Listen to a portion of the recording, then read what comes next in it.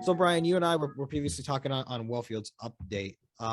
The current role that centralized exchanges play in the realm of blockchain, right? And we Yeah. had discussed how over time, like the technology gaps will kind of go away and it'll be more streamlined to where things can remain decentralized and DeFi, kind of that whole idea, but they will still play an integral role, especially near the higher end of things, right? Like how do you feel about that?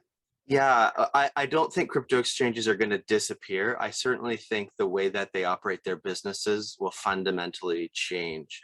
Mm, So one of the things that we think and talk about is internally at Wellfield is the reality that even though there's lots of different brands, lots of different terminology, lots of different architectural schemes really to attract users, decentralized finance and blockchain really haven't created or invented a brand new financial product or service.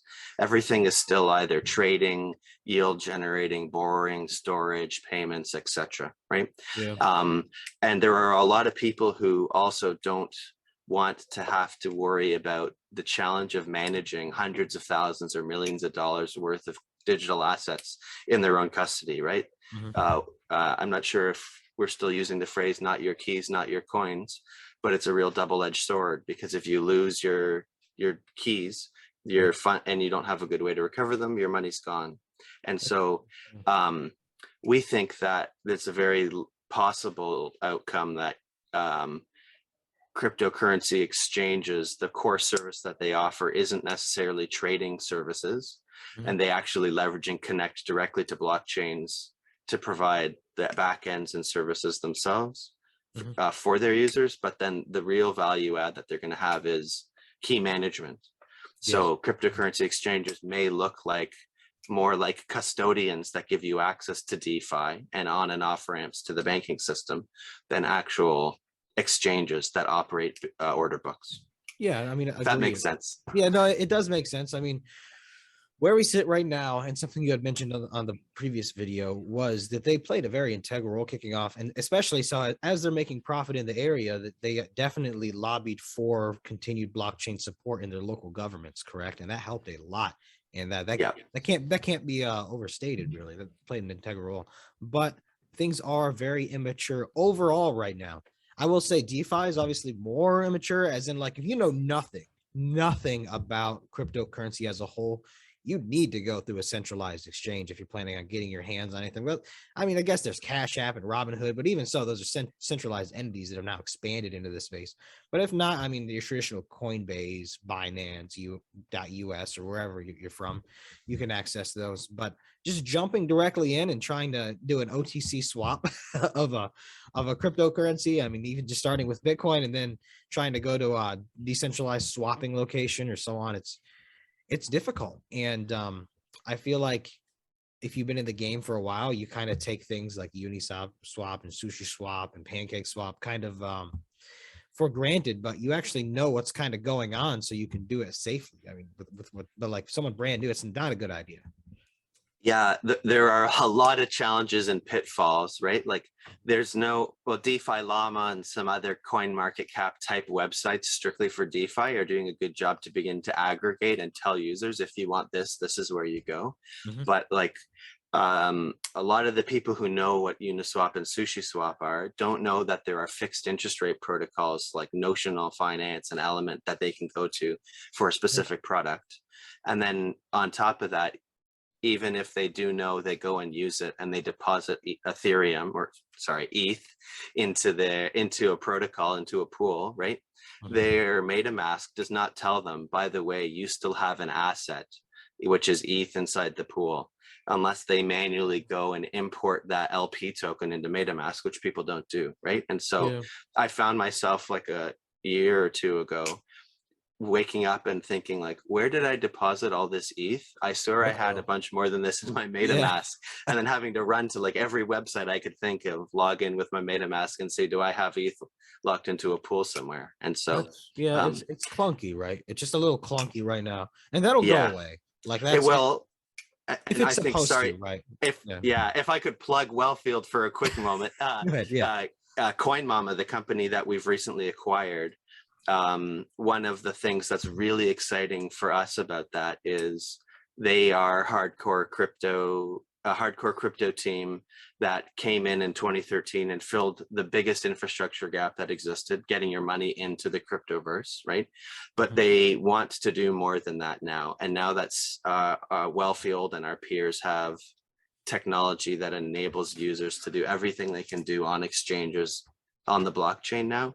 The goal for CoinMama really is to create an interface that looks as very familiar like a traditional crypto exchange interface and gives users direct access to all of the best solutions on DeFi, as well as a consolidated place that they can see all their activity and all the places that they've deployed their funds. Yeah, that's good. I've always kind of had the idea that like anything blockchain related will not go into mass use, mass adoption until the person using it has no idea or doesn't like have any access or see the keys going on behind the scenes. Yeah. And everyone knows who's been in the space knows somebody who's sent something to one wrong digit or something, or sent something to the wrong wallet and it's gone forever. And that's not compatible with the general population. It just isn't. No. Like it's gonna have to change. Yeah, even so it's May 6th today. Juno yesterday accidentally sent like $36 million or something, like a dev team and community to the wrong address. And so like you wonder, was it an accidental rug pull, or is it just simply the pitfalls of a copy paste error? But like it seems ridiculous that in 2022 crypto.com got hacked and development teams accidentally send $36 million into a black hole because they don't know how to copy paste. One of the most interesting things, and this is not meant to install doom or gloom in anybody, but it is, again, let's just point out the immaturity of the space, is people who would test the security of banks' digital identities, trying to stress test cryptocurrency exchanges to get in, said the level of security around them aren't even comparable. Banks are significantly more secure than cryptocurrency exchanges right now. And it's largely just due to it's a newer and more immature technology. So we haven't found the holes to be like, okay, this is a hole, we'll patch it up here. Right. Yeah. And when you want to give one party all of the control and name them Caesar, there's a lot of shortcuts you can also take, right, to fill the challenges. But there are a lot of companies that are beginning to do some interesting approaches to key management. Argent is an Ethereum wallet that and a team that I think has done a phenomenal job to try to create a product that preserves privacy, does not require any biometrics, and still has a pretty bulletproof. Is Argent the card? I don't know if Argent has a card. ARGENT. It's an orange logo. Argent. Checking it out. Argent. ARGENT.xyz. Yeah, the best Ethereum wallet for DeFi and NFTs, according to them. Don't know if I would endorse that, but I would say they have a phenomenal approach to key management. With they have a structure called Guardians. So you can assign human beings or other devices you control to help actually protect and manage your keys for you. Yeah, interesting. So yeah, there's a lot of different groups also trying to use biometrics and threshold cryptography to make different approaches. There's trade-offs to all of them, I think. Naturally, but I mean, the more layers between you and doing a transaction, the longer it'll take. It's finding that sweet spot between, and I think it matters more depending on how much you're trying to access too. I wouldn't mind a 4 or 5 level authentication system if I had $10 million in something, right? Yeah. Oh yeah, by all means. I'm not going to be moving that all the time. Let's tuck that away behind a pretty decent vault of things here.